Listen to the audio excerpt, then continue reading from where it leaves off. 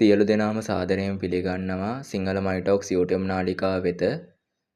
ඉතින් සියලු දෙනාටම සුබ දවසක් වේවා කියලා හදවතින්ම ප්‍රාර්ථනා කරන ගමන් අද අප්‍රේල් 17 වෙනිදා.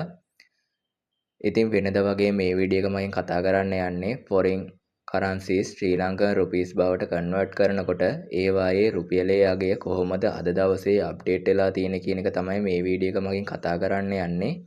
එහෙනම් අපි තවදුරටත් එක් foreign currencies පිළිබඳව වෙනම අරගෙන බලමු කොහොමද අද දවසේ රුපියලේ අගය වෙනස් වෙලා තියෙන්නේ කියලා. එහෙනම් අපි යමු අද වීඩියෝ එකට.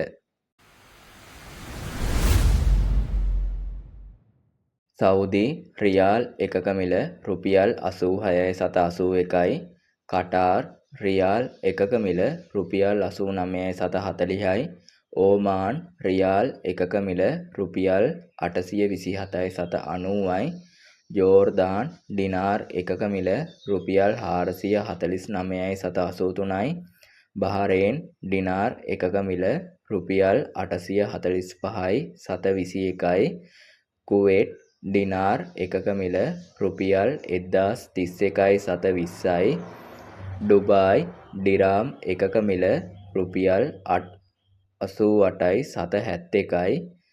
USA ඩොලර් එකක මිල රුපියල් 318.75යි. ඉතාලි යුරෝ එකක මිල රුපියල් 377.81යි. ජපාන් යෙන් එකක මිල රුපියල් 2.71යි. ඉන්දීය රුපියල් එකක මිල රුපියල් 3.53යි.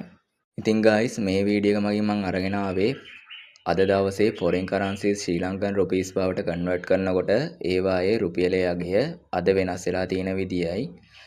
ඉතින් මේ වීඩියෝ එක පිළිබඳව ඔබේ අදහස් පහලින් කමෙන්ට් කරන්න. ඒ වගේම වීඩියෝ එකට like එකක් දාගෙන යන්න. මතක ඇතුව channel එක subscribe කරලා bell icon එක all කරලා තියාගන්න. එහෙනම් අපි ඊළඟ වීඩියෝ එකේදී හම්බෙමු. good luck.